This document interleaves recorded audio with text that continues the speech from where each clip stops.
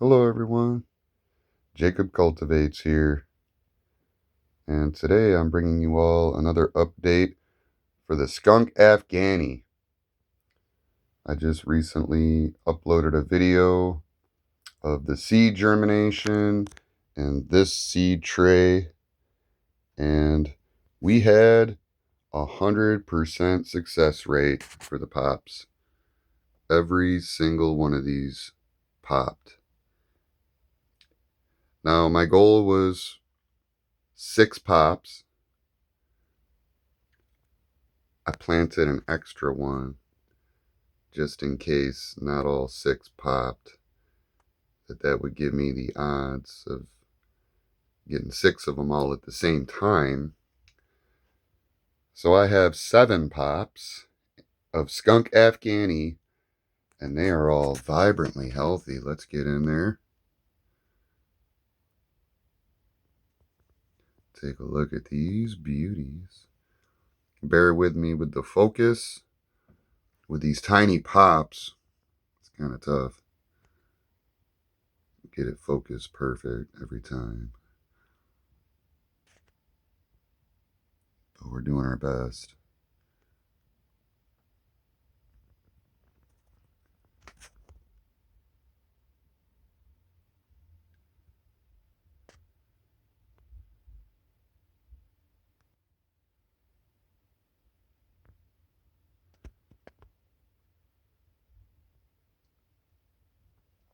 And this one, I'll be putting in the dirt right after I get done with this video. So, as we can see, everything's good. I have these type of net pots. I'm really not sure what type of net pots these are. I've never done hydroponics growing. I don't know if this is a hydroponics net pot or what it is. I just know that this is some type of net pot, and I had an opportunity to test these out. So I felt like using them for seedlings would be a good use of these pots, because being that they're a type of net pot, it allows for better aeration to the plants. So we're going to grow these babies up until about the point that they're coming out of the seedling stage and into a more mature, I guess, teenage stage, whatever that's called. It won't be their maximum maturity. Once they have been in these pots for maybe a couple weeks, we're going to transplant them into 5-gallon pots, fabric.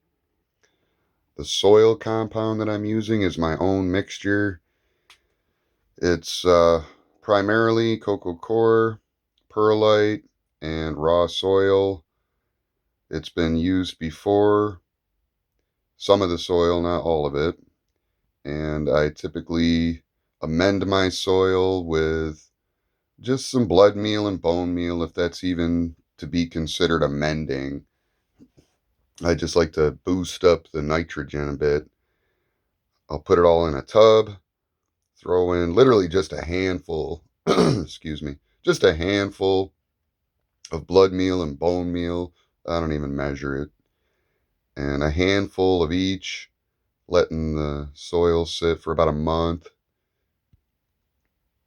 It brings back great results. I end up with really healthy looking plants. So lighting, we have a couple panels up here, a 250 watt panel and a 100-watt panel, neither of which are being utilized at maximum capacity. That would totally burn these seedlings up. The 100-watt I have on 50% capacity, the 250-watt probably around 30% capacity. A little difficult seeing where I'm turning the knob because I am measuring the light intensity in the measurement of lux. And currently with the spacing, which is about, if I'm to estimate without measuring, we're going to say about 3 feet. At 3 feet with my current settings on these panels, I'm getting approximately 10,500 lux for these seedlings. And I'm just estimating 10,500 lux as an average because in some spots it shows 10,000 lux, other spots it shows 11,000 lux, but it's not going below 10,000 or above 11,000. So we're going to take the median, call it 10.5K, baby. All right. So that's pretty much it, guys. Just a quick little update on the Skunk Afghani. Beautiful pops.